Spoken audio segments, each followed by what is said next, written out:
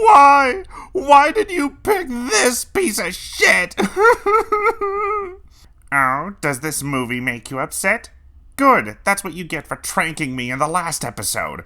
Now get to the review or I'll make you review all of these movies at once. Ugh, fine. Only to rip this horrid band-aid off until next year. Fuck!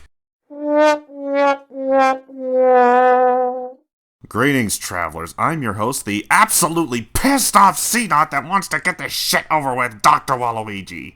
Yeah, if you can't tell, I hate today's movie. It not only created a terrible franchise of unfunny and horrid toilet humor, but it spawned an entire decade of the exact same tired, gross-out humor that wouldn't make toddlers laugh. Ugh. Let's just get this over with so we can move on to some good reviews in December. This is the first in the utter train wreck of a franchise simply titled Scary Movie. Released in the year 2000, Scary Movie was the head project of two of the Wayans brothers, Marlon and Sean. Most people recognize these two as being in several bad movies, such as Dungeons & Dragons and White Chicks. Suffice it to say, we aren't starting off strong. They worked together with the four other writers, Jason Freeberg, Aaron Seltzer, Joe Benson, and Phil Bowman, who were working with Miramax to create a spoof of the popular Wes Craven film Scream, which feels counterproductive considering Scream is already a parody of horror movies, but I digress. The movie was a box office success, making back $278 million against its estimated $19 million budget. And thus, the Scary Movie franchise was born, with 4 sequels and several different spin-offs making fun of other movie genres, including romantic comedies, disaster movies, and superhero movies. Except this is another case of a movie franchise overstaying its welcome, as this is a franchise that critics despise for its poor comedy and annoying characters you wish would just die the moment they came on screen. This being a parody movie, the film's entire premise is a combination of Scream and I Know What You Did Last Summer, 2 movies that have very little in common other than they are both slasher movies. It mostly focuses on the plot of I Know What You Did Last Summer, but does have moments taken from Scream, which are honestly funnier than the I Know What You Did Last Summer part of the movie. The easiest way I can break down these characters is if you imagine the most annoying people in the world, multiply them by 25, and you'd have the characters in this and the other parody movies produced by these people. All these characters are just parodies of the stereotypes from horror movies, like the jock, the pothead, and the innocent virgin girl. I will say that even though the writing is something to be desired, that the cast is passable at best. They are at least tolerable enough that when there is the occasional good joke in the movie, the actors can make them work. Despite how much I hate this movie, I will give in and say I did laugh at some of the jokes.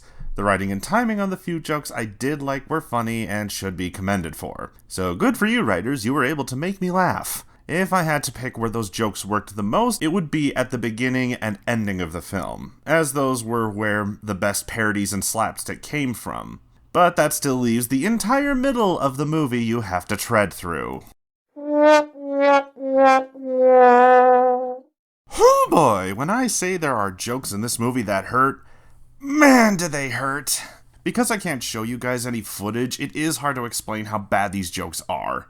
The best way I can describe how bad these jokes are is that they closely resemble to the early seasons of Family Guy and South Park. Unfunny referential humor coinciding with the most disgusting and deplorable gross-out humor that only a 2-year-old would find funny. Even the ongoing gags aren't funny, like how the main character is constantly beaten up by everyone, or that one of the characters is pretending not to be gay, but he clearly is. Isn't that funny, kids? And that's the whole movie. Unlike Scream, where they were just taking small jabs at the slasher genre but still had decent characters and writing, this thing decides to hit you over the head with those jokes to the point that you'd get a bloody concussion. God, fuck this movie! This movie franchise is a stain on good comedy and parody that has left its rancid smell for 2 decades. With more unfunny than funny jokes, terrible writing, and characters that make you weep for humanity, it's a miracle, or a curse, that made this franchise last as long as it did. The only times I laughed were at the beginning and the ending of the movie, which might be a good thing to some people, but just because you have some jokes that work doesn't mean you have a good comedy sketch. So it gives me great pleasure to rate this movie with a 2 out of 10. I don't know what pains me more, the fact that I didn't give this a 0 or that I actually laughed at some of these jokes. Well, thanks for watching. I'm Dr. Waluigi, and remember, bring a massive amount of booze when watching any of these movies.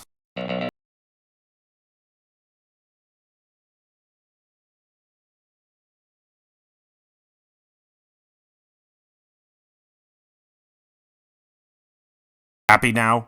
Oh yes, your pain will satisfy me till next year.